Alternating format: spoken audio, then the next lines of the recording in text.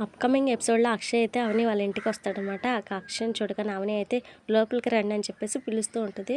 ఇక అక్షయ్‌ని చూసిన రాజేంద్ర అయితే ఎందుకురా? ఎందుకొచ్చావు ఇక్కడికి అని చెప్పేసి అడుగుతాడనమాట. ఇక అక్షయ్ అయితే ఓ ప్రాజెక్ట్ పేపర్ల పైన మీరే సంతకం చేయాలి. అందుకే వచ్చాను అని చెప్పేసి పేపర్లు అయితే రాజేంద్ర ప్రసాద్‌కి అయితే ఇస్తాడనమాట. ఇక రాజేంద్ర ప్రసాద్ అయితే కోపంగా చూస్తూ సంతకాలు కావాలా అని చెప్పేసి ఆ పేపర్లను అయితే అక్షయ్ ముక్కనైతే విసిరి కొడతాడనమాట. ఇక అక్షయ్ అయితే ఒక్కసారిగా షాక్ అయిపోతాడు. ఇక అవని అయితే ఏం జరుగుతుంది? ఎందుకు మావయ్య గారు ఇలా చేస్తున్నారు? ఆయన ఎంత బాధపడతాడు? ఏం జరుగుతుంది ఏంటో అని చెప్పేసి టెన్షన్ పడుతూ ఉంటదనమాట.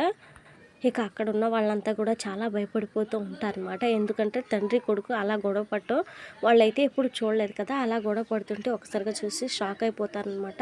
ఇక అక్షయ్ అయితే నా మీద నాన్నకి ఎంత కోపం ఉందని చెప్పేసి ఇక నాన్న మనసుని ఇలా మార్చేసింది అవని అని చెప్పేసి అవని మీద ఇంకా కోపంతో రగిలిపోతూ ఉంటాడనమాట.